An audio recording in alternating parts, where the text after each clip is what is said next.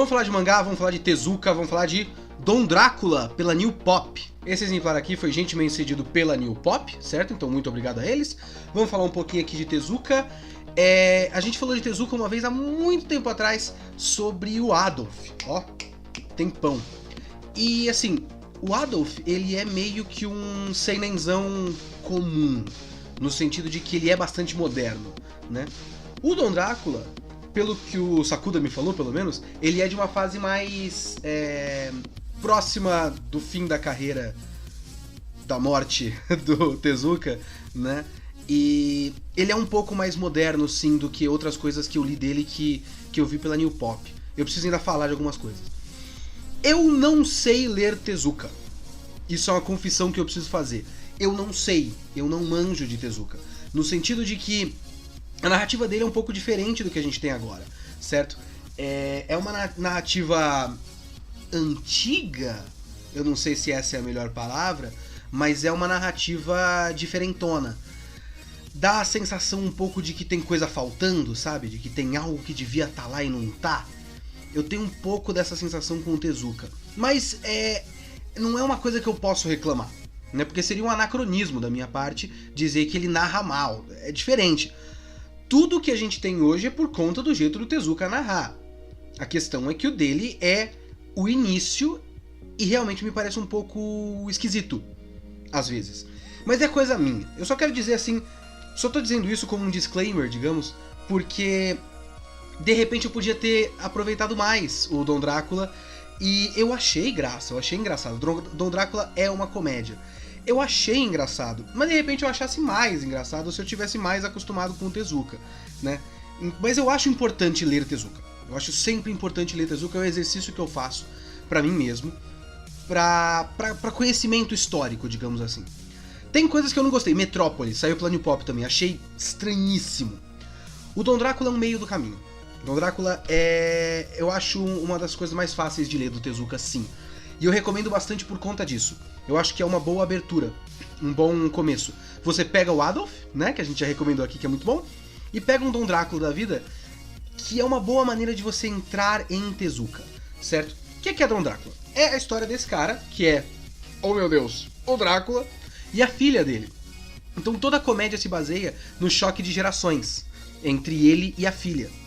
Então ele tem muitos momentos divertidos. Tem as piadas, as melhores piadas são quando o Drácula se mistura com o nosso tempo atual, né?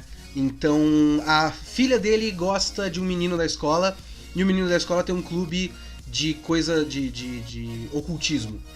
Ele gosta de alienígenas e tudo mais, né? Ele gosta muito de ficção científica, aliás. Não é um clube de ocultismo, é um clube de ficção científica, se eu não me engano. E ele fica, não, esse negócio de ficção científica é uma bobagem. Como assim, pô? Ficção científica? Que merda é essa?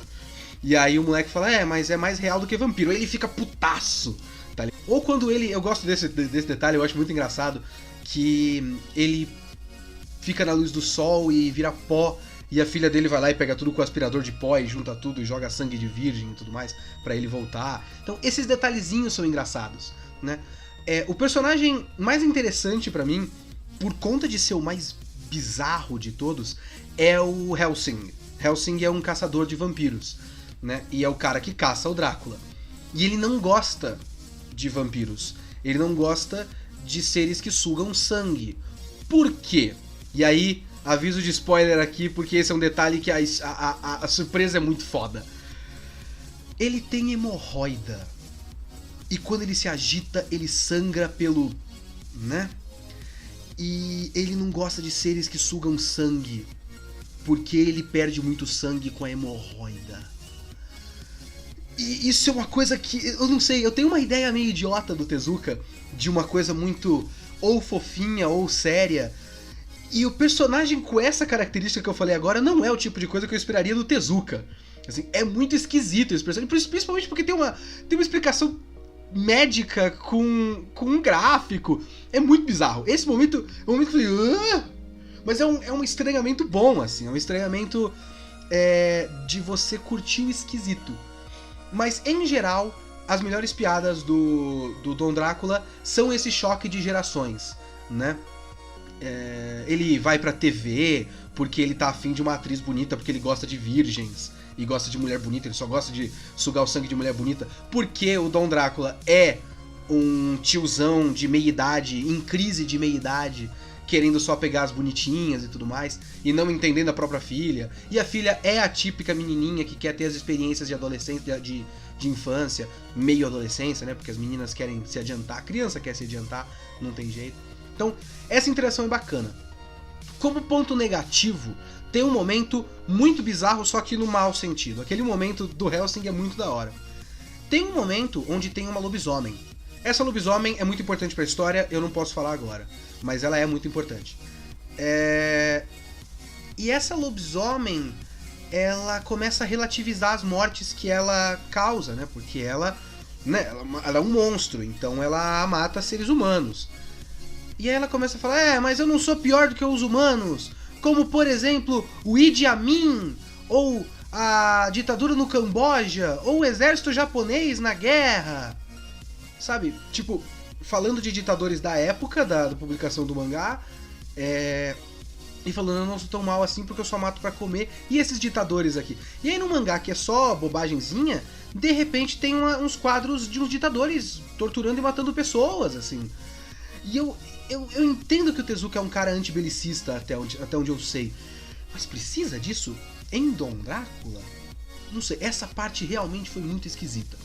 Eu acho assim, de repente era muito importante socialmente pra época, mas vendo fora da época só parece deslocado e exagerado.